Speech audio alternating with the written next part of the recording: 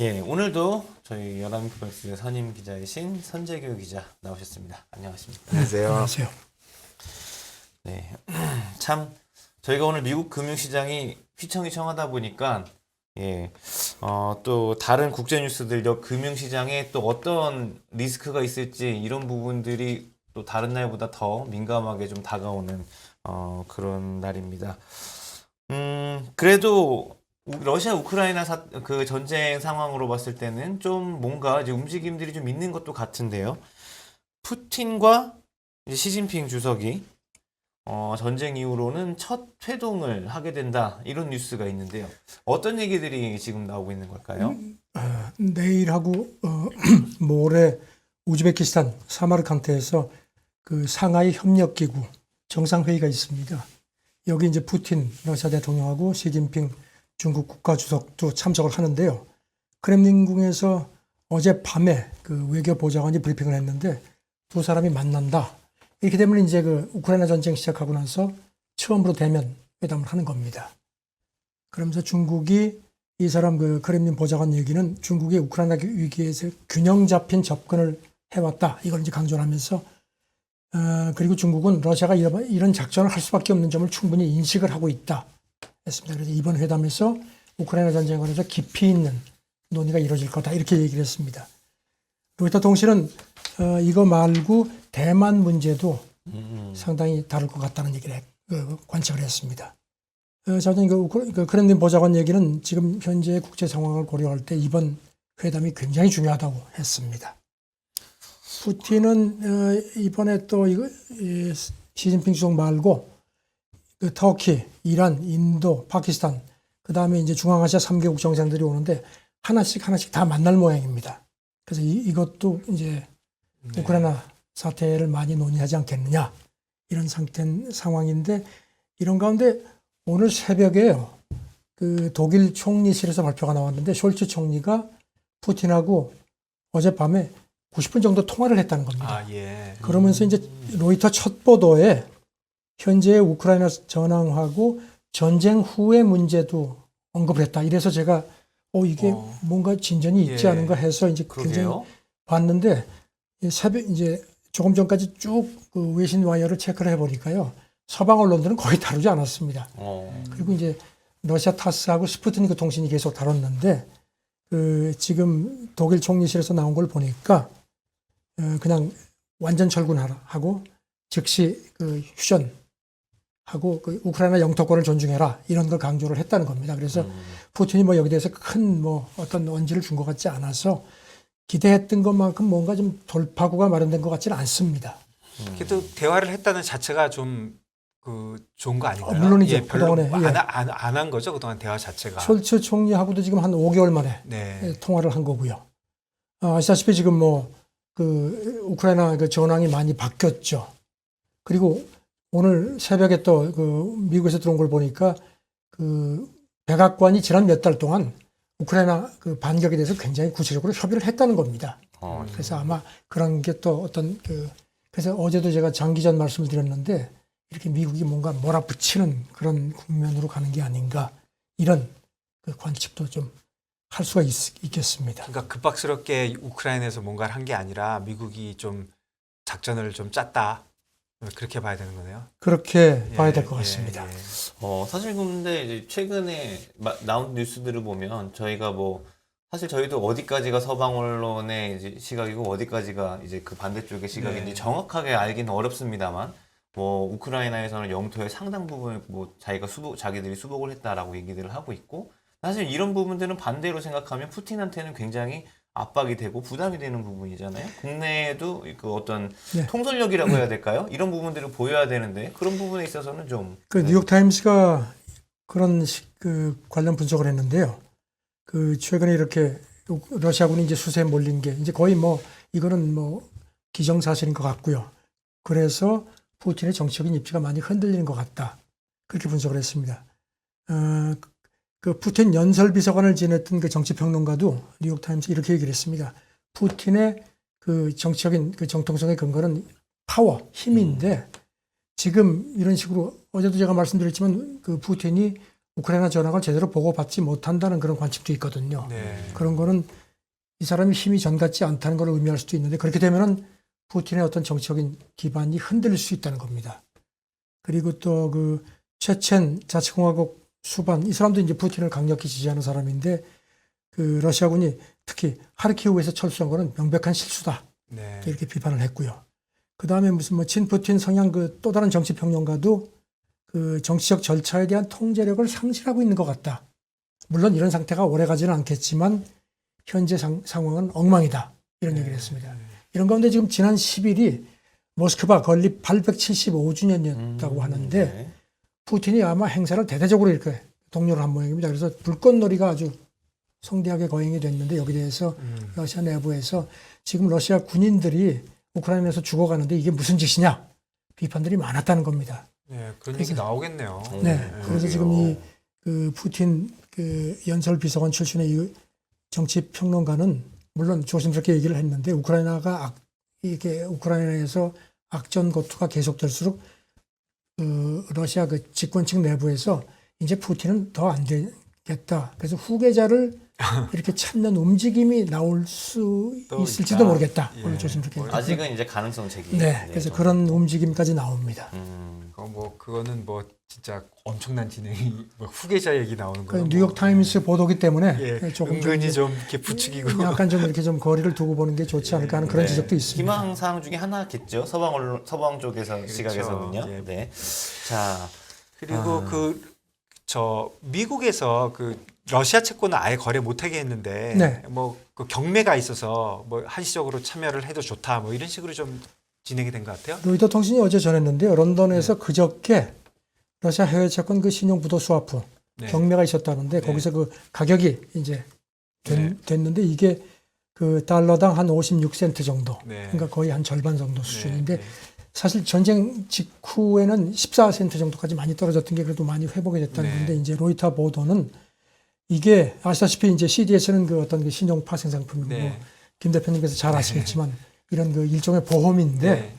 이 가격 추이를 보면은 익명의 투자자도 시장이 좀 전쟁이 오래 갈 걸로 보는 것 같다. 그렇게 보는 것 같다는 겁니다.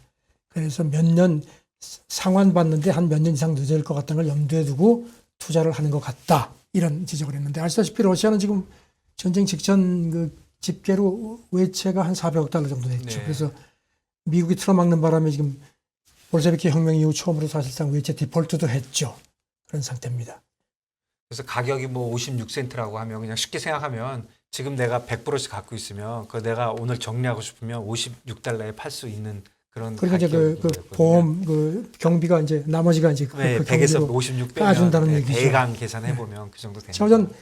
미국 재무부가 이제 미국 사람들도 여기 들어갈 수 있도록 이제 일시적으로 제재를 풀었는데 그래서 그런지 뭐 바클레이스, 시티, 크레딧 스위스, 도이체방크, 골드만삭스, JP 모건, 메릴 린치, 모건 스탠리 몽땅 다 여기 들어갔다고 합니다. 일단 투자 멀리 보고 투자하는 것 같습니다. 근데 뭐 사실은 심각한 거죠. 네. 50%라는 거는 100원 빌려줬는데 지금 뭐 50, 네. 50원만 받을 수 있다고 보는 거잖아요. 그러니까 심각한 상황이죠. 네. 러시아가.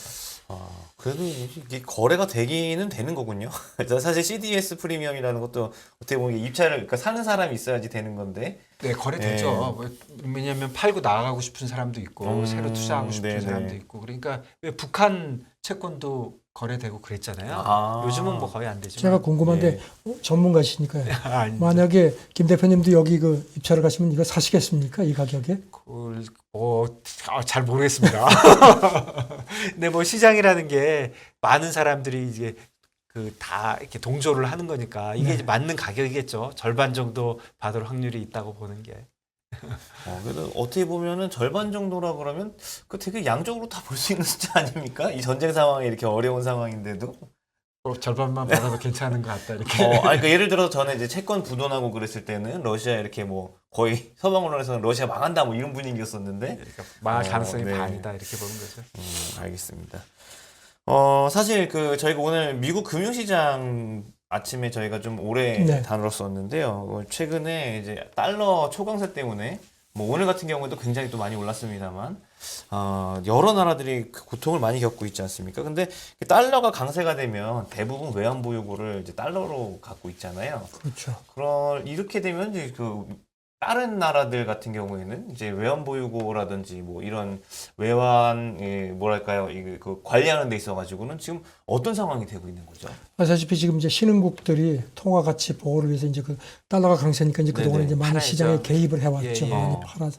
그래서 그런지 지금 스탠다드 차터드 은행 분석을 보니까 아시아 주요 신흥국들이 시장 개입하고 나서 보유 외환이 크게 줄었다는 겁니다.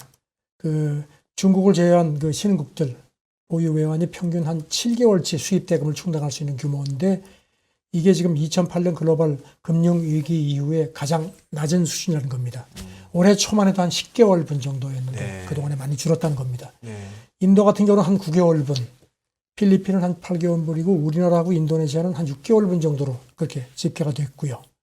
그 스탠다드 차터드 애널리스트 얘기는 이렇게 되면 이제 앞으로 지금 강달러 기조가 쉽게 가라앉지 않을 것 같은데 이런 그 통화 방어, 신흥국들의 통화 방어 능력이 더 달리지 않겠느냐 이런 지적도 했고요. 그리고 또 뭐 지금까지는 그 수입 인플레 차단 쪽에 그 신흥국들의 그 통화 정책 기조가 맞춰져 있었는데 이게 만약에 수출 경쟁력 촉진 쪽으로 가게 되면 달러를 이제 더 매도에서 매수로 전환되지 않겠느냐는 그런 관측도 했습니다. 예, 그런데 뭐 이쪽은 그렇게 예전처럼 걱정이 좀 덜한 거는 그냥 제 개인적인 생각은 예전에는 아시아 자체에서 문제가 생겨서 외환이 바닥이 나는 건데 그렇죠. 이거는 그냥 전체적으로 달러가 올라가니까 방어를 위해서 좀 줄어드는 거니까 아무래도 예전하고는 조금 결이 좀 다르다 그런 생각은 들지만 어쨌든 신흥국들의 그 외환 보유고 이슈가 생기고는 있는 거죠. 예. 그래서 그런지 블룸버그도 그렇게 분석을 했습니다. 지금 말씀하신 것처럼 아시아 신흥국들의 전반적인 상황은 이전의 그 위기 때보다 훨씬 나아졌다. 네. 어떤 그 성장 전망도 좀 상대적으로 이렇게 나쁘지 않고 그다음에 정책적 지원도 지금 그 뒷받침되기 때문에 그래서 최근 몇 달 동안은 그 해외 투자자들이 신흥국 쪽에 투자를 많이 했다는 겁니다. 이런 가운데 그 폴 크루그먼이 그저께 뉴욕타임즈에 기명 칼럼을 냈는데 연준이 이런 그 달러 초강세 기조를 고려해서 그 통화 기조를 좀 이렇게 끌고 가는 게 좋을 거다 그러면서 지금 워낙 달러가 강하기 때문에 전 세계적인 경제 피해가 크다는 겁니다. 네. 그리고 또 이제 쉽게 그러니까 연준이 지금 인플레 퇴치에 초점을 맞추고 있으니까 여력이 없는 건 알겠지만 전 세계적으로 이렇게 경제에 대한 피해가 크기 때문에 통화 정책을 끌고 가는데 이 부분도 좀 고려를 하는 게 좋지 않겠느냐 이런 식의 그 권고를 했는데 지금 전망은 연준이 지금 내코가 석자기 때문에 네. 과연 그럴 여력이 있겠느냐는 그런 그 관측들도 많습니다. 그렇군요. 그리고 방위비도 꼭 인플레이션이 되니까 미국 방위비도 좀 모자란다 뭐 이런 식으로 지금 불평이 좀 있는 것 같은데요. 그 미국 방산업계에서 이제 보고서가 나오는 모양인데 로이터가 이걸 좀 먼저 입수해가지고 네. 보도를 이제 했습니다. 그런데 지금 이 인플레가 워낙 심각해서 미국 그 방위비 추가 부담이 엄청나게 늘어나는 것 같다는 겁니다. 네. 2021년부터 차기 2023 회계연도까지 합쳐서 한 1,100억 달러, 우리 돈으로 한 151조, 한 2천억 원 이상. 2023 회계연도만 해도 한 420억 달러 정도가 더 들어가야 된다는 겁니다. 그리고 이제 이 보고서 지적은 그 몇천 개의 그 계약사들이 있는데 특히 이제 군소계약 그 방산업체들, 네. 물론 이제 미국 네. 위주죠. 장기 계약을 했기 때문에 이런 그 인플레 그 부담분이 제대로 반영이 안 됐기 때문에 네. 미국 국방부가 이거를 좀 감안을 해달라. 미국 국방부가 자기 마음대로 못 하거든요. 그러니까 결국은 미국 의회에서 여기에 대한 보전 방안을 좀 마련을 하는 게 좋지 않겠느냐는 게 이제 미국 방산업계 쪽 얘기인데 지금 전문가들 그 시장 관계자들 얘기는 지금 기업 간에 워낙 그 가격 경쟁도 치열하고 그다음에 이제 특히 중간 선거가 코앞인데 의회도 그렇고 바이든 행정부도 그렇고 이런 무리수를 두겠느냐. 그래서 올해 안에는 미국 방산업계의 어떤 이런 인플레 구제 조치가 취해지는 걸 기대하기는 어려울 거다. 뭐 이렇게 전망을 합니다. 그렇군요.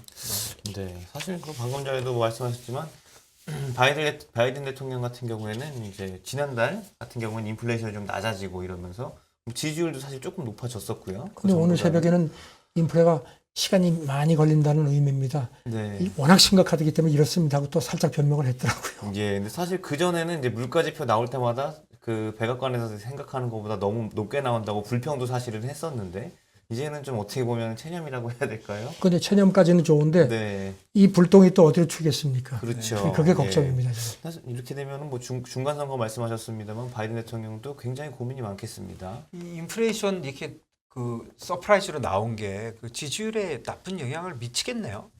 글쎄요, 지금 뭐 예. 아직까지 그 외신들은 거기에 대한 그런 분석을 하지 네. 않는데 지금 지금 바이든 얘기처럼 하루 아침에 해결될 수 있는 문제는 아니다 하는 네. 게 사실 어떻게 보면은 뭐 맞는 얘기거든요. 그렇죠. 네, 맞는 얘기지만 네. 그래도 뭐 잘한 건 없지 않냐 이런 네. 식으로 이제 될 가능성도 있는 그제 거예요. 트럼프가 여기 대해서 어떤 얘기를 할지 모르겠는데요.